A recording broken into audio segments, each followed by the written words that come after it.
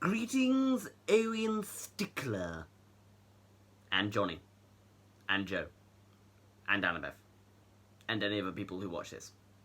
Welcome to the first Casebook video that goes behind the scenes of my 4 performance and character animations. Today, we're looking at Pirate. By the way, the pirate isn't intentional. It's just nice when things work out. And no, you can't have it. It's mine. Go away. We begin with the inspiration behind my magnificent creation. It was a cold winter's evening in Salford. Nothing was out of the ordinary. Fireworks were going off to announce to other drug dealers where police were, and single mothers in dressing gowns were squawking each other like budgies. I, meanwhile, was taking a dump, and considering how terrible it would be to do what I was simply doing, but on a ship. And then, like the car crash that inspired George Lucas to get a grip on life, the idea of this animation came to me. Initially, I only wanted to do a singular clown performance, so the armature on stage and then reacts whenever the camera tilts forwards and backwards, eventually falling over and then sliding about. And then it was only when I sort of introduced the concept of blocks and how they could be used and what they might represent, say boxes, that I decided to further develop it into a sort of nautical pirate-like theme. Once I decided that the camera should be rocking gently and then intensify when I wanted something to happen, I then developed my idea of the armature as to not someone who is just standing there and then stuff happens, but a drunken pirate that sort of slides into shot and is simply believing that the camera tilting is part of the drunken experience that they are currently involved in. And of course, what better inspiration for a drunken pirate than His Royal Highness Captain Jack Sparrow. This drunken sailor element also allowed me to play with what the audience would be experiencing, because with a rocking ship, obviously it's going to rock a lot because it's at sea, but the climactic nature of it during the second half of the film could be attributed to what the sailor's experiencing, and so therefore it could be exaggerated as to what is actually happening, though the audience wouldn't know whether that would be the case or whether it is actually that violent at sea. In simple terms, the audience wouldn't know whether the rocking of the boat is purposeful and is actually happening, or whether it's just something that the sailor is experiencing because of their drunken state. Behold my reference video and practice animations.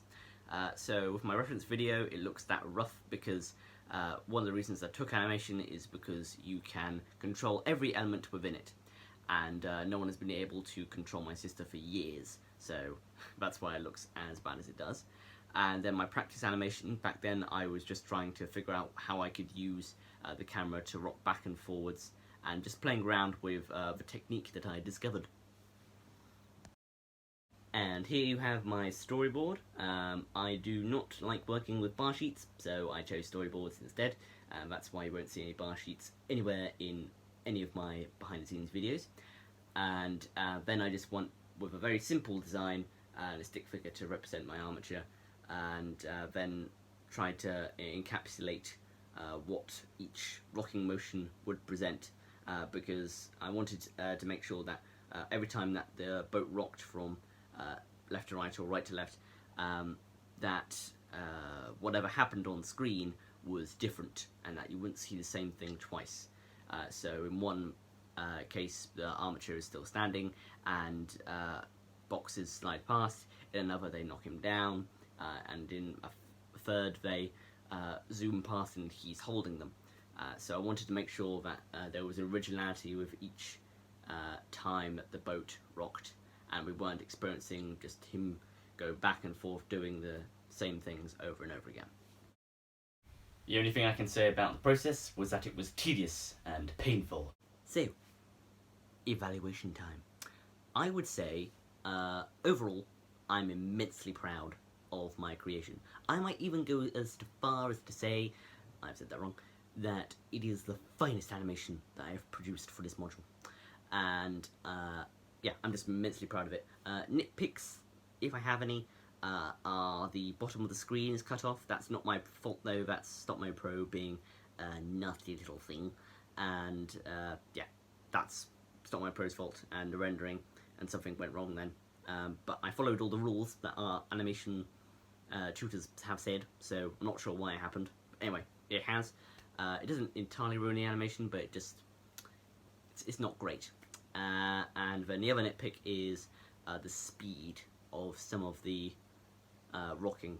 The actual camera is fine, but the boxes and armatures sliding backwards and forwards sometimes is a little too fast, and at the end he sort of falls too abruptly, and I think I should have done something more of that. So yeah, but apart from that, I love it. I love my animation to death, and I can't wait to produce more of them. Actually, no, scratch that. I can definitely wait. I need rest. And there we have it. Casebook number 1 down. 3 to go. Merry Christmas, and I shall see all you cute little gecko tamers very soon.